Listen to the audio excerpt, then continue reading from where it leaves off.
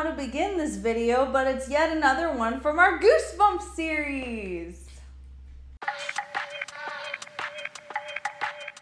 Hey y'all, I'm Indigo, and I'm super happy you could join me today. This series has been a ton of fun, and I really hope you all enjoy this because I would love to do more. So here we go with books 37 to 39. The Headless Ghost sounds completely ridiculous because what does it matter if a ghost has a head or not?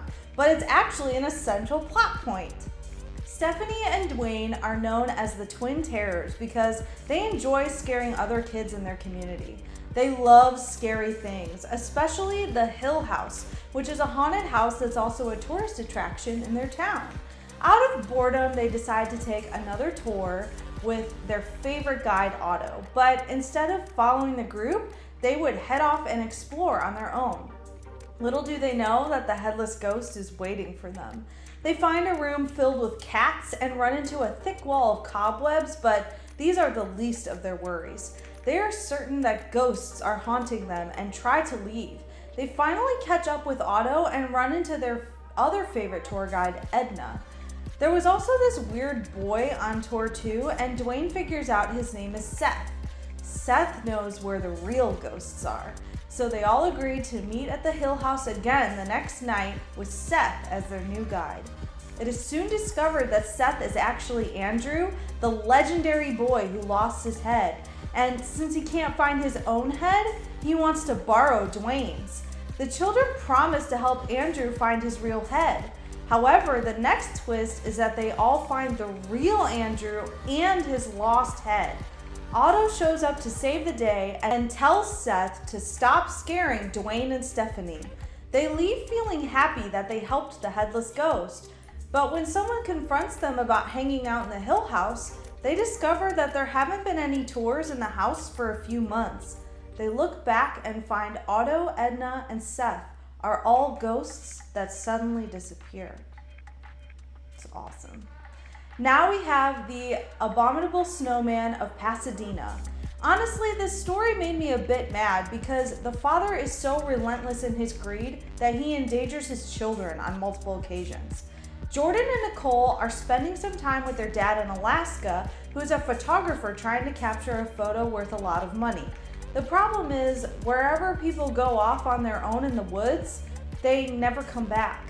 The locals believe that the Abominable Snowman is the one causing all the disappearances. Arthur, their guide for the time being, is desperately looking for this creature and doesn't seem to enjoy the fact that the kids are along on this expedition. Meanwhile, the dad can't seem to take a hint. He doesn't listen to Arthur, and he continually puts Jordan and Nicole in danger, even though it's obvious he doesn't know anything about snow or sled dogs or being safe in the wilderness. Through a series of events, the kids end up in a pit where they find a frozen specimen that resembles a yeti. He's somehow unfrozen and chases the children out of the cave. They take their dad and bring him back to the cave, where he sees the Abominable Snowman frozen once again. But instead of just taking pictures like a normal photographer would do, he decides to have his children help him lug the body back to their cabin to ship it to California. Sometime later, the family is back in Pasadena with the creature and a ball of snow. In order to prove to one of their friends that the Abominable Snowman exists, Jordan shows her the snowball and the monster. Only when he throws the snowball, it grows and spreads out into more snow. The Abominable Snowman also wakes up and runs away. Unfortunately, it turns out that the dad's photos of the monster never ended up developing, and that's the end of the story. Our third book for the day is How I Got My Shrunken Head. Honestly, I couldn't get into the story from the very beginning because what mother in her right mind would allow her child to go to a foreign country with someone who wasn't even a close relative, but a friend of a relative who went missing? Not only that, but without any reliable source of communication, since this was pre-smartphones. My brain would not get past this, and so I think I couldn't enjoy it as much as I should have because the story itself is pretty good. A boy named Mark inexplicably receives a terrifying present from his Aunt Brenna, a shrunken head. It doesn't take long for creepy mystical things to begin happening, like the head whispering Mark's name and such. Carolyn is the lady who came to give Mark the head and also take him with her to the jungle to see his aunt. And so he goes. Carolyn and a scientist named Dr. Hollings tell Mark that his aunt is actually missing and they haven't been able to find her. But they knew Mark could figure out where she is because he has the head and some jungle magic. Mark finds one of his aunt's journals. He reads it to discover that Carolyn and the doctor went to use jungle magic to destroy the jungle, and the only way to keep them from mastering it is to keep Mark away from where they were. Of course, he grows very suspicious of the duo and runs away. So Mark has his shrunken head and a magic word that makes everything in the jungle submit to his will. He searches for Aunt Brenna everywhere, and with the help of the doctor's daughter, they find her. However, it's a trap.